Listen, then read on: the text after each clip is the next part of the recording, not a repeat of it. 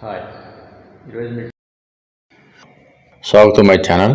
ఈరోజు ప్రభాస్ అనుష్క డైలీ సీరీస్లకు స్వాగతం. ఈ భాగంలో ప్రేమ మాటల కంటే మౌనంగా మాట్లాడుతుంది. ప్రభు మరియు అను మధ్య ఉన్న భయాలు, ఆశలు, వాగ్దానాలు ఈ పార్ట్లో మరింత లోతుగా బయటపడతాయి. వర్షం కురుస్తున్న రాత్రి, ఫోన్ కాల్లోనే ఒక జీవిత నిర్ణయం.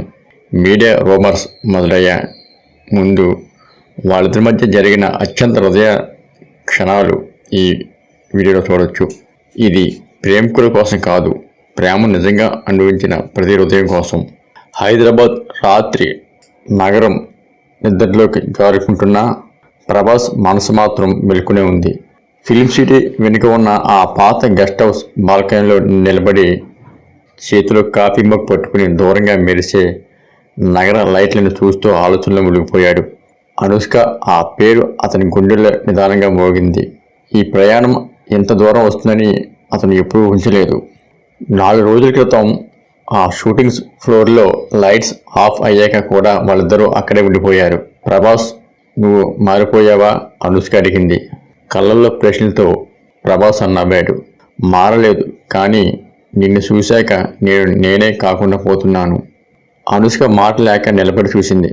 ఆ క్షణంలో వాళ్ళ మధ్య ఉన్న మౌనం కూడా ఒక సంభాషణగా మారింది. ఫోన్ వైబ్రేట్ అయింది. అను కాలింగ్. ప్రభాస్ క్షణం ఆగాడు. తర్వాత కాల్ తీసుకున్నాడు. హలో.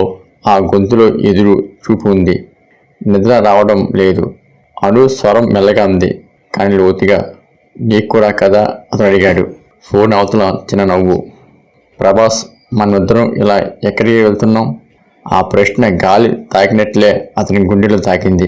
అతను సమాధానం చెప్పలేదు. ఎందుకంటే కొన్ని నిజాలు మాటల కంటే మౌనంలోనే బలంగా ఉంటాయి. అను తన ఇంటి టెర్రస్పై నిలబడి ఉంది. నగరం కింద ఆమె ఆలోచన లోపల. ఈ ప్రేమ సులువు కాదు అని ఆమెకు తెలుసు.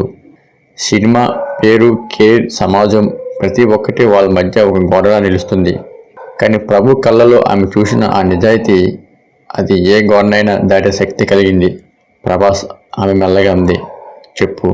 నేను భయపడుతున్నాను. నిజం బయటికి వచ్చింది. అనుష్క అతని గొంతు ఈసారి మారింది. నేను కూడా భయపడుతున్నాను, కానీ ఒక్క విషయం మాత్రం ఖచ్చితం. ఆమె శ్వాస ఆగిపోయింది. నీ చేతిని వదిలే భయం నాకు లేదు. నీ చేతిని పట్టుకోకుండా ఉండే భయం ఉంది. ఫోన్ అవతల నిశ్శబ్దం, కానీ ఆ నిశ్శబ్దంలో కన్నీళ్ళు మాట్లాడుతున్నాయి. అనుకోకుండా వర్షం పడడం మొదలైంది. అను చేతిని చాపి వర్షపు చినుకులను తాకింది.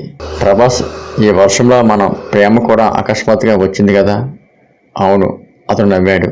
కానీ ఈ వర్షం మాదిరిగా పారిపోదు, నేలలో కలిసిపోతుంది. ఆ మాట ఆమె గుండెలో నిలిచిపోయింది. రైల్ రేపు కలుద్దామా అని అడిగింది.